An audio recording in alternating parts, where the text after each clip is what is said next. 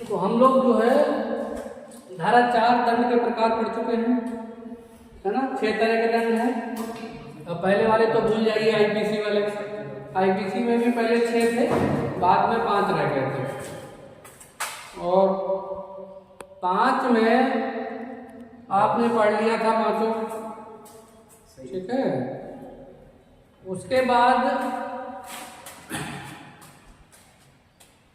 ये 6 तरीके के दंड अब आपको, जैसे अगर छोटा सवाल आएगा तो छोटे में लिख देंगे, इन्हीं को अंदर लिख देंगे, ठीक है। मृत्यु दंड का मतलब फांसी, जब तक मर ना जाए तब तक गले में फंदा डाल के, है ना, लटकाया जाएगा, टिल देयर।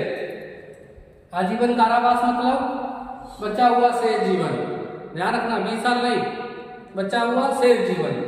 कठोर कारावास और सादा कारावास। जब भी कारावास बोला जाता है तो इन दोनों में से कोई भी हो सकता है, या तो जज जो है दोनों बोलेगा कि सादा या कठोर, जैसा लगा होगा वैसा रहेगा। लेकिन अगर केवल कारावास बोला जाता है, 5 साल का कारावास, तो फिर सादा और कठोर कोई भी हो सकता है, ध्यान रखना, ठीक है। एक संपत्ति की जब्ती भी हो सकती है, आपको कारावास के साथ जुर्माना भी लग सकता है, और सामुदायिक सेवा, ठीक है। ये सजाएं हैं, ये आप पहले भी पढ़ चुके हो।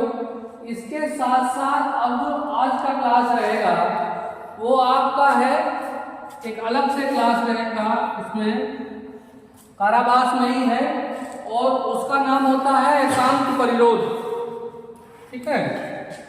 एकांत परिरोध, ध्यान रखना।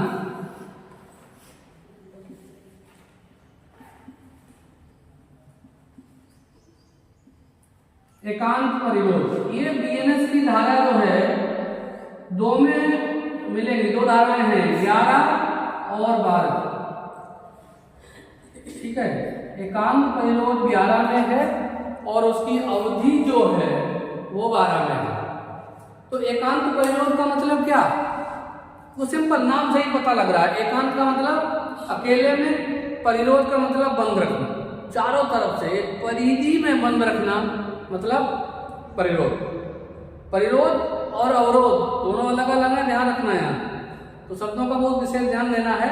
परिरोध मतलब एक परिधि में बंद करना, और परिधि का मतलब एक कोई जगह है और उससे आप एक निश्चित सीमा से परे नहीं जा सकते, तो उसका मतलब परिरोध। एकांत परिरोध धारा 11 में है, ठीक है, और एकांत परिरोध की अवधि धारा 12 में है।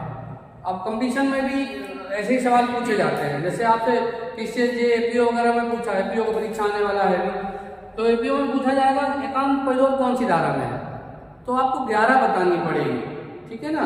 पहले आईपीसी वाली अलग थी, और अवधि कितनी होगी ये बताएगी धारा 12, तो इतना ध्यान रखना है। और पहले यही एकांत परिरोध आईपीसी में धारा 73 और 74 में था, ठीक है। आईपीसी में 73 और 74 में था। 73 में एकांत परिरोध था और 74 में उसकी अवधि थी, ठीक है। एकांत परिरोध का मतलब नितांत अकेले में बंद कर देना, है ना। पहले आप नाम सुने होंगे, काल कोठरी में डाल देना, तो वो काल कोठरी यही है। जेल में भी आपको, जेल में तो हजारों कैदी हैं, लाखों कैदी हैं, लेकिन उनसे बिल्कुल अकेले एक सेल, जो कहते हैं ना, सेल में डाल दिया, वो एकांत परिरोध। एक अंधेरा सा कमरा, बिल्कुल वहीं, आपको कुछ भी देखने को नहीं मिलेगा, वहां आप रहोगे, आपको क्या हो रहा है जेल में ये नहीं पता लगेगा, तो वो एकांत परिरोध। अब एकांत परिरोध की बहुत सारी बातें यहाँ आपको जानेंगे, जैसे एकांत परिरोध कब दिया जाएगा, कंपटीशन का भी सवाल है ये। एकांत परिरोध केवल और केवल कठोर कारावास में दिया जा सकता है, ध्यान रखना, केवल कठोर कारावास में, सादा में नहीं दिया जाएगा। तो जब भी कठोर कारावास होगा उसमें आपका कुछ हिस्सा, सारा नहीं, कुछ, उसकी भी शर्त है, वो धारा 12 में बताएंगे कितनी अवधि होनी चाहिए, तो कुछ हिस्सा उसका एकांत परिरोध हो सकता है, और मैक्सिमम 3 माह है, ध्यान रखना। 3 महीने से ज्यादा एकांत परिरोध किसी भी हाल में नहीं दिया जा सकता है एक सजा में, ठीक है। और यहाँ आपको ध्यान, बहुत सारी बातें हैं जो इसमें आगे पढ़ना है।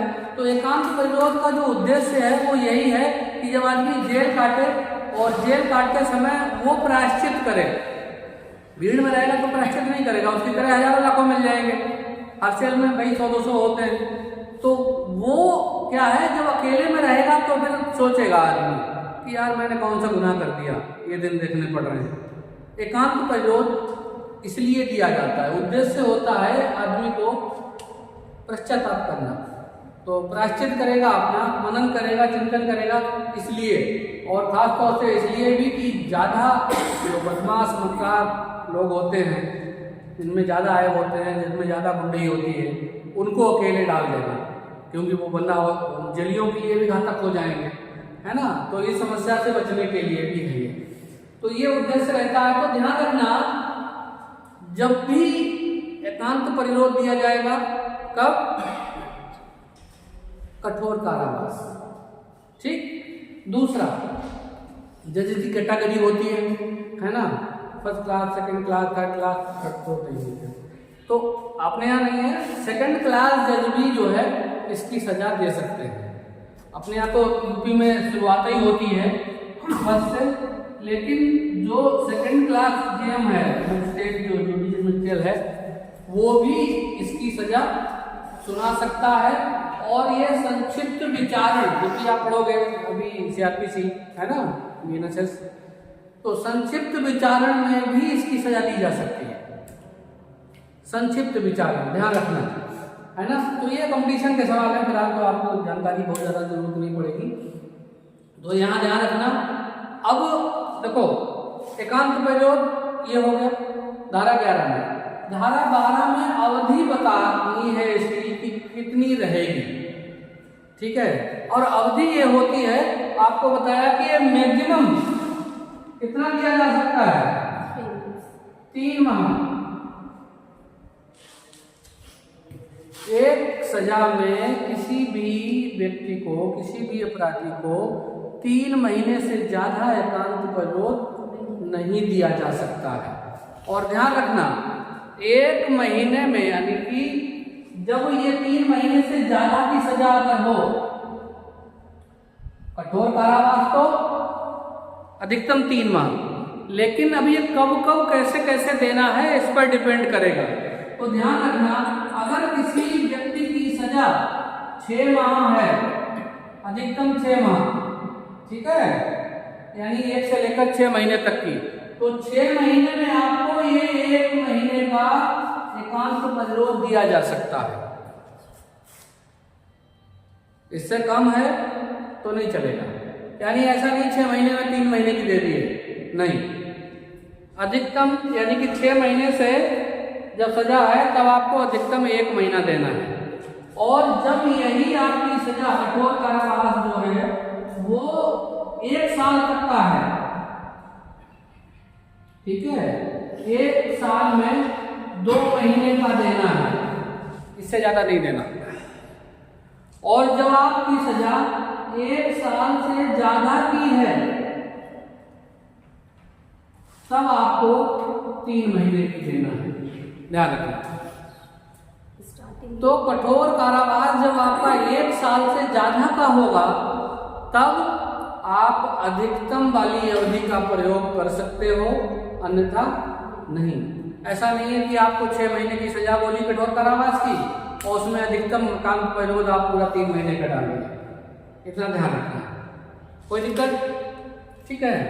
अब यहाँ दूसरी चीज और है कि अब आपको जो सजा दी है उस सजा में कैसे देना है, इसको लागू कैसे कराना है। 3 महीने की एक ही बार में दे दी तब तो आदमी पगला जाएगा, है ना, क्योंकि अकेले में 1 महीना 2 महीना 3 महीना रहना बहुत कष्टकारी होता है, और सजा हो तब तो और ज्यादा कष्टकारी है। तो इसको भी फॉलो करना है, ध्यान रखना। अगर सजा 3 महीने से ज्यादा की है किसी भी व्यक्ति की, तो उसे 1 माह में 7 दिन से ज्यादा की सजा नहीं देनी है।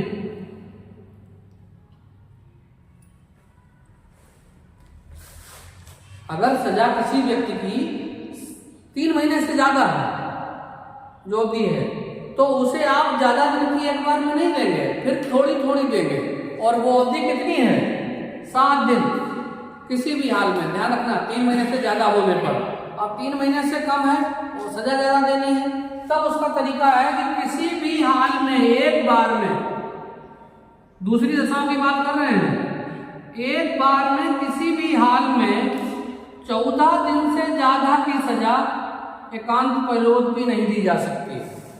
मैक्सिमम एक बार में आप किसी भी हाल में 14 दिन से ज्यादा की एकांत परिरोध नहीं दे सकते हो, ठीक है। और अगर सजा ज्यादा है आपकी, यानी कि 3 महीने से ज्यादा अवधि है आपके पास, तो आप 7 दिन से ज्यादा की एकांत परिरोध नहीं दे सकते हो, ठीक है। और एक चीज जो सबसे खास है वो ये है कि आप एक लगातार एकांत परिरोध नहीं देंगे। ऐसा भी नहीं है कि एक आपने एक जो है समय दिया 7 दिन का, 14 दिन का, फिर एक दिन निकाले, 1 घंटा निकाले, फिर दे दिया, उतना नहीं। तो इसको मानवीय बनाने के लिए जब आप जितने दिन का एक बार में एकांत परिरोध देंगे, जितने दिन का, उतने ही दिन का आपको अंतराल करना जरूरी है। अगर आप 1 दिन का एकांत परिरोध दिए तो 1 दिन के बाद ही दोबारा देंगे। अगर आप 4 दिन का दिए तो 4 दिन का अंतराल करना जरूरी है, उसके बाद ही फिर आप दोबारा देंगे। अगर 7 दिन का आप दिए हैं तो 7 दिन का गैप करेंगे पहले, फिर 7 दिन बाद ही अगली सजा आप एकांत परिरोध की देंगे। अगर किसी हाल में आप 14 दिन का एक बार में दिए हैं, अपवादी के स्वरूप है ये, 14 दिन का दिए हैं, तो ऐसा नहीं 2 दिन बाद फिर 14 दिन डाल दो, तो फिर आपको 14 दिन का अंतर करना पड़ेगा। तो ये एकांत परिरोध का नियम है मानवीय बनाने के लिए कि किसी मानव के साथ, चूंकि मानवाधिकार भी है, किसी के साथ ये बनी रहे, मर्यादा इसके लिए निश्चित कर दी गई है कि जितने दिन का आप एकांत परिरोध देंगे उतने दिन का अंतराल होना जरूरी है। और किसी भी हाल में 14 दिन से ज्यादा एक बार में एकांत परिरोध की सजा नहीं सुनाएंगे। सादा कारावास में एकांत परिरोध की सजा नहीं सुनाएंगे, केवल कठोर कारावास में सुनाएंगे। और ये सवाल टिप्पणी के रूप में भी आ जाएगा। कंपटीशन में तो इसमें बहुत सारे सवाल बन गए हैं, ठीक है, लेकिन दंड के साथ साथ एक टिप्पणी एकांत परिरोध की भी आ जाएगी।